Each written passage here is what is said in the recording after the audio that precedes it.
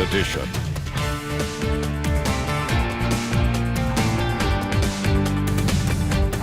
Good afternoon, I'm Madison Pergram, and happy 4th of July to everyone. Many communities have canceled their 4th of July celebrations due to COVID-19. However, Hazard is one of the few that is continuing. Now, the city had their annual fish fry this morning in collaboration with Hazard Fire Department and Police Department.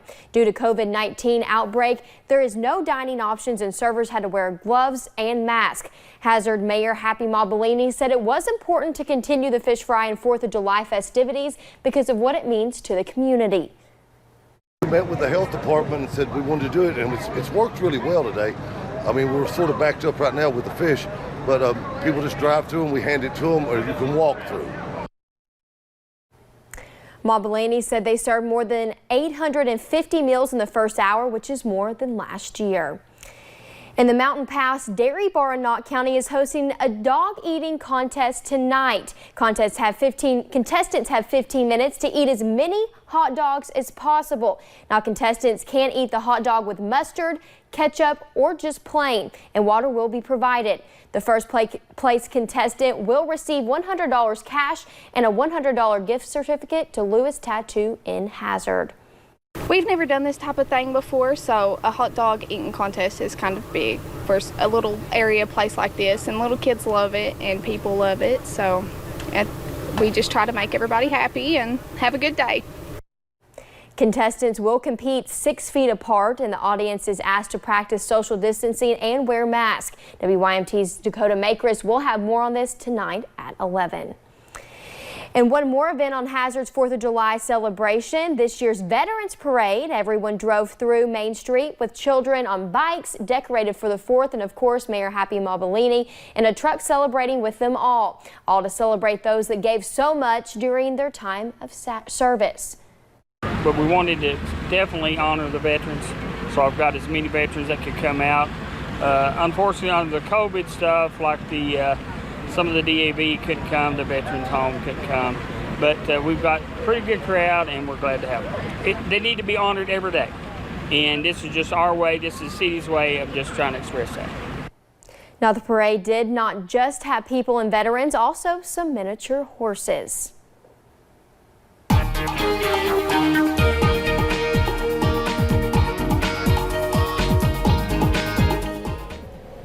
Well, we've been seeing beautiful conditions all day today, and we're still seeing those nice conditions even right now during this evening. Let me take you to some of those current conditions so you can see these gorgeous conditions here. If you look out at our Hazard camera at the WYMT Studio, I mean, absolutely beautiful clear skies, not really a cloud in sight, just lots of sunshine coming through, those dry conditions. Definitely looking like a great 4th of July here, and you can see those similar conditions up on top of Buffalo Mountain. I mean, just beautiful dry and sunny conditions throughout the region today. It's just been kind of hot. That's been the one factor we have been having to deal with, the heat. A lot of us did get into those lower 90s today. You can see Jonesville still at 93 degrees even right now, but most of us have kind of cooled down just a little bit and have dropped into those upper 80s, but overall still very hot out there today, and we are going to continue to see those warm temperatures as we head into the next couple of hours. So if you want to get outside and enjoy the evening, you'll definitely be able to. We'll still be seeing those mostly dry and sunny conditions. However, we are just going to be dealing with that heat and that humidity. So bring that water with you, maybe that sunscreen.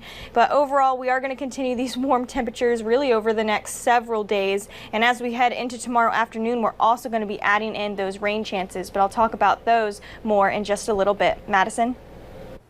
Thank you, Brooke. It has been a beautiful day. Well, as several cities across the region paint the town red, white, and blue for Independence Day, the city of Prestonsburg is no different. WYMT's Buddy Forbes visited Archer Park to see how Floyd County is spending the 4th of July.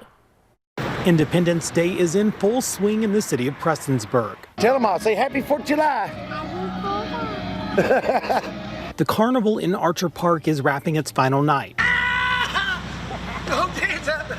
leading up to the city's annual fireworks show. Come out and enjoy us. Remember social distancing. Stay in your family groups. Enjoy somebody's company from 6-8 feet away. And although this year saw smaller crowds, We've not had as much turnout as we did on years before, and I'm sure it's because of COVID. And if people don't feel comfortable coming, we don't want them to come. We don't want them to feel uncomfortable. many families still joined in on the fun. We're just out enjoying this 4th of July. We don't never know what's going to happen. And bringing the babies out to ride these rides, and we're just so happy to be here. And groups of friends took advantage of the opportunity to get out and celebrate. Today I'm out here because I want to hang out with my friends. It's been a while since I've been out, but yeah, I'm just going to come down here and watch the fireworks tonight. Mayor Les Stapleton says the main event is still on for tonight, lighting up the Star City with more fireworks than ever. If you want to celebrate independence, you want to celebrate July the 4th, you want to know what a patriotic city is, you need to come look what our firemen put together. All in the name of freedom. In Floyd County, Buddy Forbes, WYMT Mountain News. Now the carnival remains open until around 10 o'clock tonight, just as the fire department begins its fireworks show.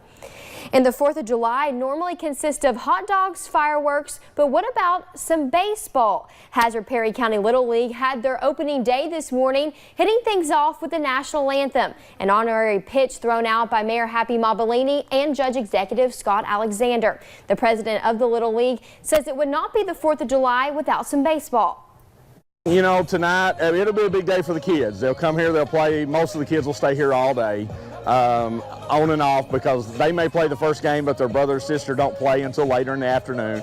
So most people will be here all day, and then tonight they'll go watch the fireworks. So it's America, it's the 4th of July, it's baseball, our pastime, so how can it be any better than this, right? WYMT's Camille Gear will have more on opening day tonight at 11. And the Kentucky football received a commitment this afternoon. Georgia outside linebacker Martez Thrower has committed to Kentucky. Thrower picked the Cats over Arkansas, Nebraska, Georgia Tech, and Mississippi State. The linebacker is rated a .8622 by the 247 Sports Composite and is considered the nation's number 44 outside linebacker. Thrower is Kentucky's 13th commitment in the 2021 class. And while many 4th of July celebrations were canceled this year because of the coronavirus, the town of Wilmore said the show must go on. Chelsea Jones takes us to this year's 4th of July parade.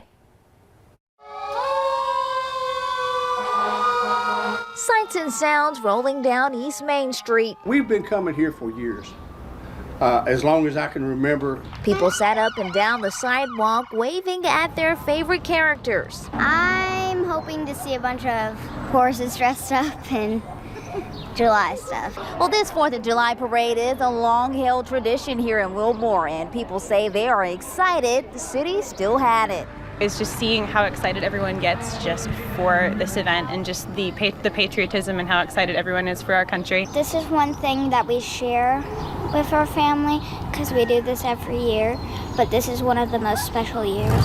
Special because COVID-19 has kept all of us indoors. I think having this parade still going on just kind of allows for people to come back together. Folks say it feels good to be outside enjoying the entertainment. I like to get to see the tractors. And enjoying each other's company at a time like this. That brings a smile to people's face, I think. It does mine, you know. Yeah.